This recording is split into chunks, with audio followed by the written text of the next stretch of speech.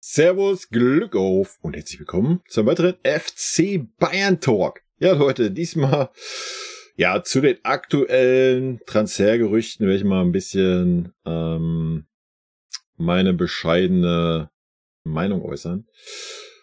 Für alle, die den Kanal noch nicht abonniert haben, Leute, lasst gerne ein Abo da, das hilft mir weiter. Ihr verpasst dadurch kein Video, weil ganz viele Leute gucken hier meine Videos, ohne dass ihr den Kanal abonniert habt, würde ich mich drüber freuen.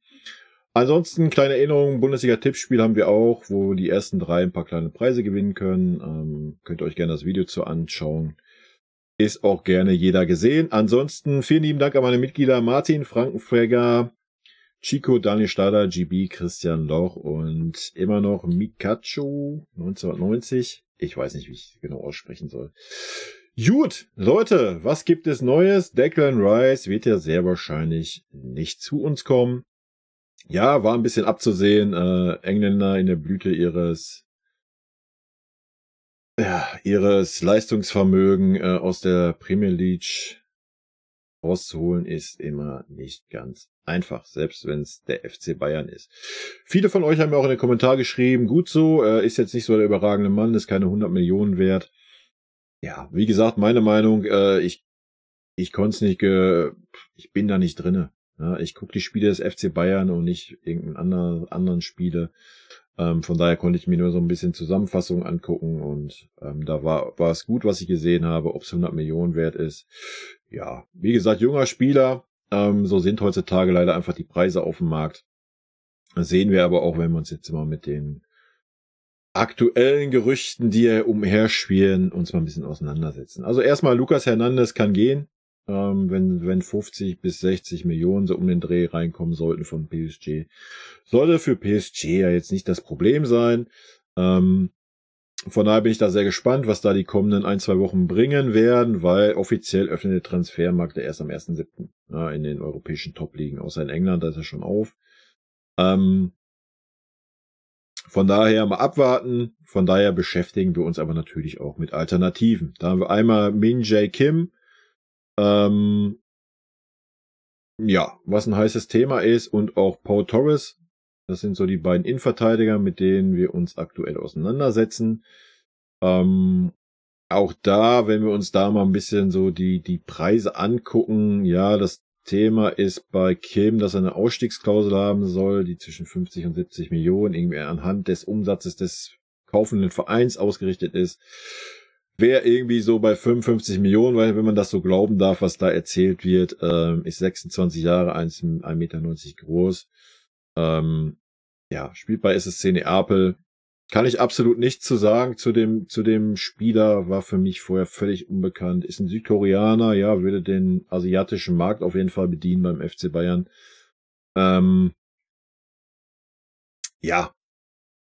Ich werde es aber jetzt nicht wieder mich hier hinsetzen und mir irgendwie da jetzt ein Bild machen von den Leuten, die jedes Mal da irgendwie in der Gerüchteküche vorhanden sind. Ja, das haben wir bei Declan Rice gemacht und so weiter. Da haben wir gesehen, es macht relativ wenig Sinn. Ja, wir können da mal ein bisschen abwarten, wenn da irgendwas in Richtung spruchreif geht, dann kann man sich gerne mal mit dem Spieler ein bisschen mehr auseinandersetzen. Klar können wir uns so ein bisschen die Fakten angucken. Er ist 26 Jahre alt, wie gesagt schon 1,90 Meter groß, spielt für das Land Südkorea, Südkoreaner. Hat jetzt 1,5 gute Jahre bei der SSC Neapel wohl gehabt. Muss seine Leistung dann aber auch noch bestätigen. Wa? Er kam jetzt auch erst vor 2022 erst von Fenerbahce zur SSC Neapel. Aber warum nicht? Ja, warum nicht? Spielweise mäßig kann ich nichts zu sagen. Ich habe keine Spiele von Neapel gesehen. Wenn ihr da irgendwie da im laufenden Thema seid, haut mir gerne was in die Kommentare. Wie gesagt, aktueller Marktwert ist 60 Millionen. Für das Geld würde man ihn auch bekommen. Aber da sehen wir halt schon, ja, der Markt ist halt einfach so. Du kriegst irgendwas Brauchbares. Hört sich jetzt schwierig an, aber kriegst du nicht mehr unter 50 Mille. Ja, das ist traurig, aber wahr. Kommen wir zum nächsten, das ist Pau Torres, war für mich genauso unbekannt, FC Villarreal, haben wir wohl schon länger auf dem Zettel, 1,91 Meter, 26 Jahre. Also auch im perfekten Alter, hat einen aktuellen Marktwert von 45 Millionen, hat aber, warte mal, steht das hier? Ja, nicht.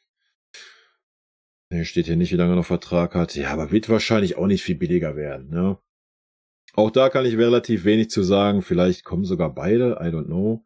Also Paul Torres ist auf jeden Fall ein Linksfuß. Das können wir vielleicht noch festhalten. Und Kim ist ein Rechtsfuß. Ja, ansonsten, wie gesagt, wir werden Ersatz kaufen, denke ich. Ich glaube nicht, dass wir beide kaufen. Wir haben jetzt unseren Jugendspieler hochgezogen. Deswegen sollte man auch keine 2 Innenverteidiger kaufen, weil man redet immer von der Jugendakademie. Dann sollte man das jetzt auch nutzen. Man hat ihn hochgezogen, man hat ihm einen Vertrag gegeben.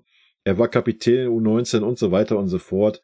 Und da muss man das einfach jetzt auch mal riskieren und den Jungen dann auch reinwerfen. Ne? Und nicht wieder so, ja, ich bringe ihn mal so 10 Minuten. Na klar kannst du jetzt nicht sagen, ich lasse einen Opa draußen, bringe den Jungen rein. Aber man muss ihn jetzt auch nicht dann nochmal 2 Innenverteidiger, wo man 100 Millionen für 2 ausgibt, vor die Nase setzen. Ne? Klar, wenn Lucky geht, holt man einen gestandenen Innenverteidiger dabei, keine Frage. Und dann hat man als 4. Innenverteidiger halt den Jungen, den man da ranführt. Ne? Fertig aus. Das ist meine Meinung. Also, weil ich auch gehört habe, ja, man überlegt sogar beide zu verpflichten, wenn Pavard auch noch geht. Ja, fühle ich nicht. Ja, na klar, wenn Pavard noch geht, haben wir das nächste tolle Gerücht. Kyle Walker von Manchester City, 33 Jahre alt, wäre wahrscheinlich für 1 Jahr, max 2 Jahre. Ist körperlich eine Maschine, also von daher vielleicht sogar für 2 Jahre, wer weiß. Würde der Mannschaft mit Sicherheit gut tun. Ja, ist im Herbst seiner Karriere, hat jetzt mit City das Triple geholt. Keine Ahnung, ob er Bock hätte zu wechseln. Dürfte nicht ganz so teuer werden. Wäre aber natürlich eine Alternative auf der rechten Verteidigerposition. Ja, da muss man natürlich auch noch abwarten, wie es mit Mazrui weitergeht. I don't know. Da hört man nichts. Ja, Kyle Walker, denke ich, wenn man ihn günstig kriegt, warum nicht? Ja, wenn er da Bock drauf hat, da nochmal Gas zu geben, warum sollte man das nicht tun?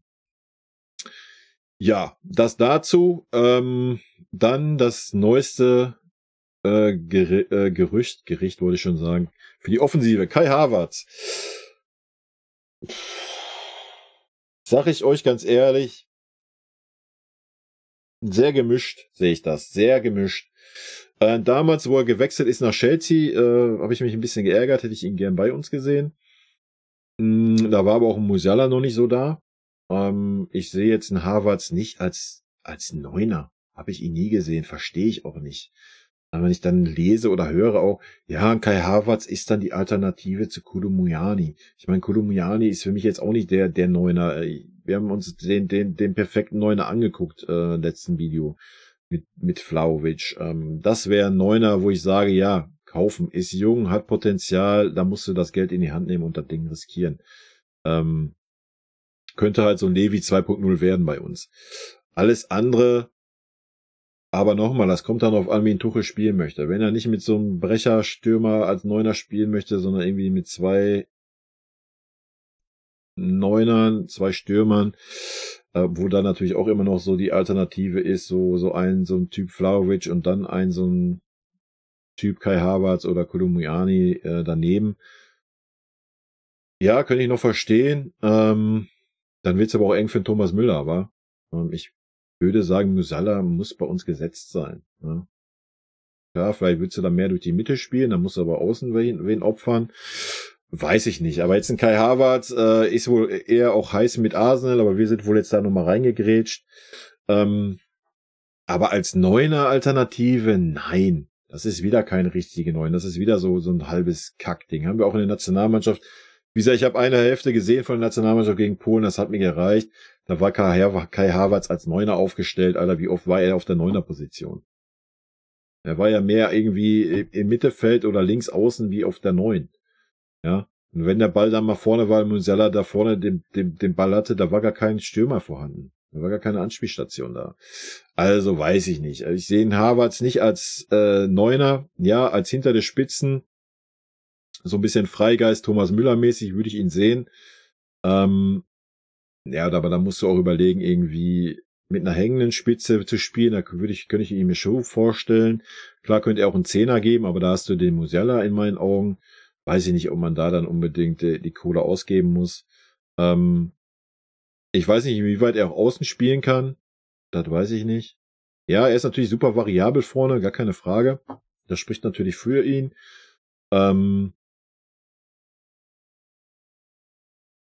Ja, aber das ist irgendwie eine Position, wo wir am wenigsten Bedarf haben, diese Saison. Bin ich der Meinung. Wie gesagt, wir haben Musiala, der für mich absolut gesetzt ist. Du hast den Müller noch, der noch ein Jahr machen wird. Ja, keine Frage. Ja, du brauchst einen Neuner. Und zwar einen richtigen Neuner. Und nicht wieder so ein Halbgeschissel, den du da vorne irgendwie reinstellst. Ja, meine Meinung. Aber gut, das wird natürlich auch davon abhängen, wie ein Tuchel die Offensive sieht. Vielleicht sieht er sie nicht mehr mit so einem Flügelspiel, mit so einer Flügelzange, mit Gnabry, Sané, Mane, Koman. Vielleicht sieht er das nicht mehr. Vielleicht möchte er mehr mittig spielen. Dann ist natürlich so Havertz, Musiala in der Mitte natürlich schon ein Pfund. Ne? So auf den Halbpositionen vielleicht. Mit dann einem Neuner vorne drin. Könnte man sich dann schon vorstellen, na klar. Das ist halt so ein bisschen die Philosophiefrage, das wird man sehen. Da müsste man aber auch knallhart sagen, Sané und Gnabry müssen verkauft werden, weil dann brauchst du keine 4 Außenspieler. Ja, und die andere Sache, um das Thema dann mal rund zu machen, so mit den Spekulationen. Alphonso Davies habe ich dann gelesen, weil Guerrero ist ja immer noch nicht fix, ja, deswegen gibt's auch noch kein Video von mir. Das gibt's erst geben, wenn eine Unterschrift da ist. Vorher ist das alles immer viel Geschreibsel und da braucht ihr mir auch nicht immer kommen in den Kommentaren so, ja, aber mit Sky ist verlässliche Quelle, ja. Bei Sky hat auch gesagt, Lucas Hernandez hat unterschrieben letztes Mal. Und wie wir gesehen haben, war das auch noch nicht in trockenen Tüchern. Ja. Von daher wird das definitive Videos, Aussagen von meiner Seite nur noch geben, wenn irgendwas unterschrieben ist. Und nicht, wenn es irgendwie zu 99% feststeht. Nein, erst wenn da eine Unterschrift ist und es vorgestellt wird bei uns auf der Seite, dann werdet ihr da von meiner Seite auch ein Video zu hören. Ansonsten so ein Spekulationsvideo kann ich mal machen, ja, aber da muss man dann auch nicht zu tief in die Materie reingehen, in die Spieler, das macht halt auch alles keinen Sinn. Aber was ich da noch so gelesen habe bei Guerrero, linker Verteidiger, Alter, fühle ich ihn völlig. Ja, sage ich euch ganz ehrlich, fühle ich ihn richtig bei uns. Weil nichts gegen Fonsi, aber Fonsi war defensiv. Ja, er macht viel durch seine Geschwindigkeit dann weg, logisch, gar keine Frage. Gerade gegen Gegner, die dann flotte Offensivleute da haben. Aber ansonsten würde ich einen Guerrero da mehr fühlen, defensiv gesehen.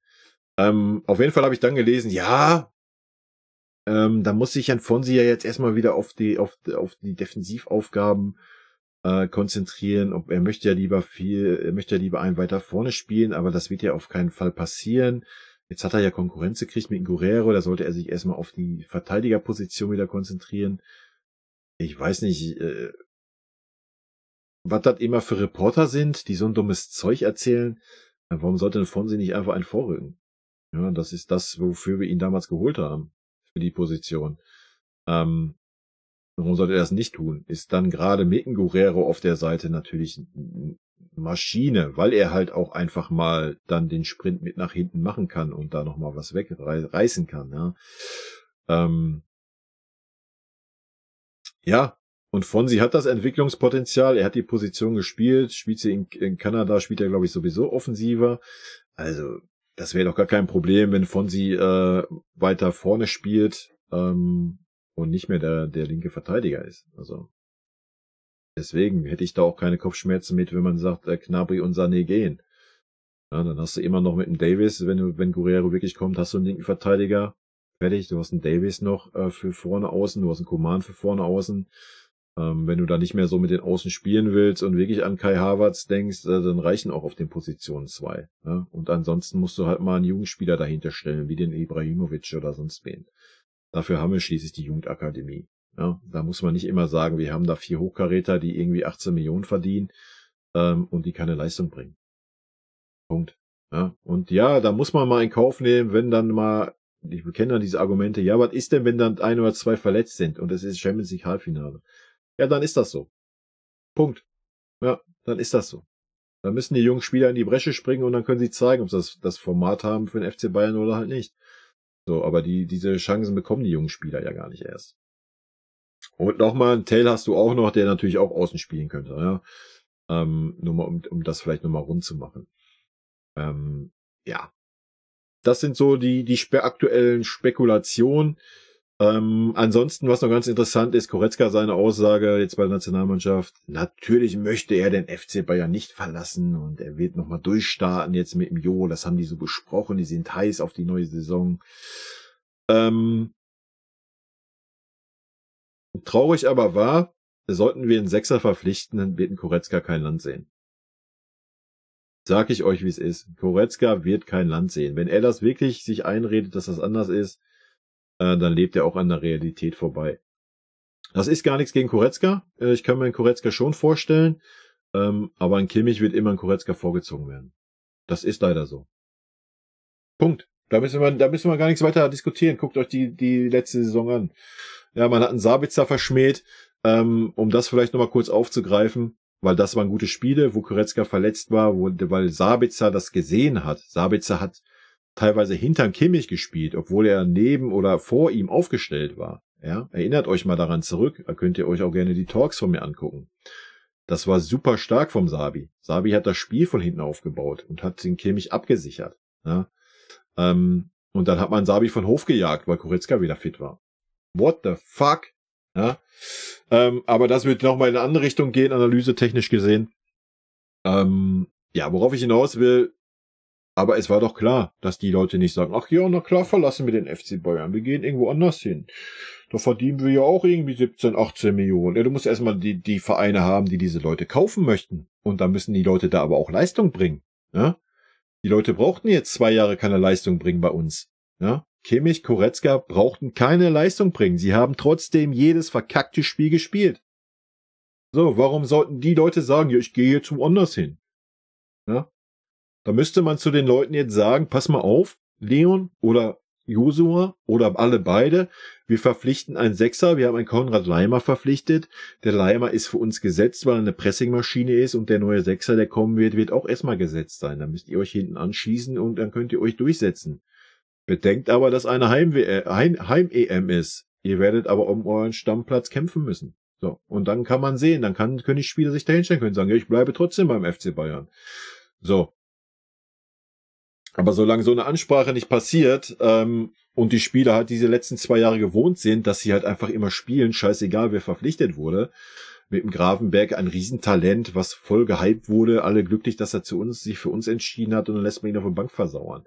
Das kann man sich nächste Saison nicht nochmal erlauben. Das garantiere ich euch.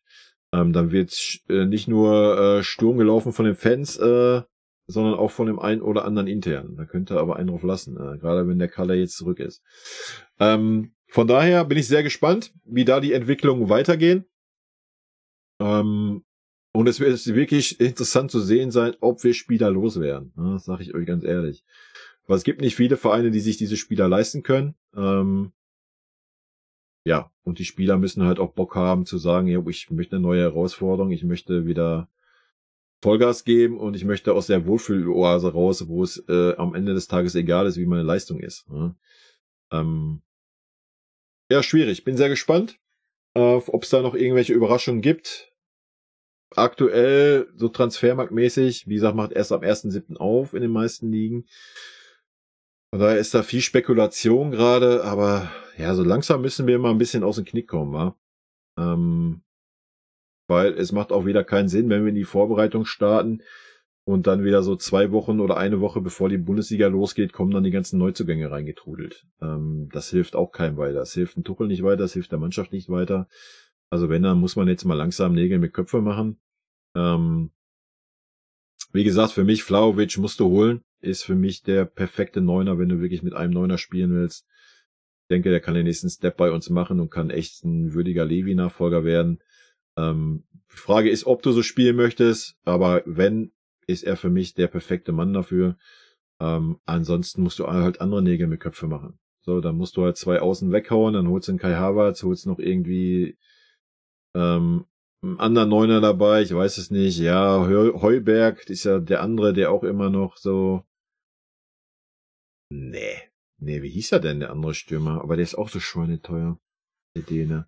Also wenn wir jetzt den Heuberg... Hier, Emil Heuberg ist jetzt als Gerücht auch neu. Halleluja, Alter. Da sage ich jetzt mal nichts zu. Das wird ja ausarten, Alter. Bild. Naja, gut, wie ihr seht, viele Namen aktuell.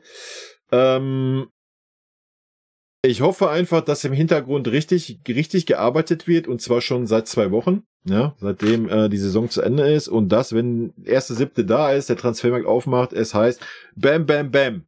So, diese 3-4 Spieler sind da, dann sehen die anderen, yo, es ist ein Sechser da, es ist der da, oh, ich werde Konkurrenz haben, ich werde nicht mehr Stammplatz haben, dann überlegen die vielleicht noch, den Verein zu verlassen.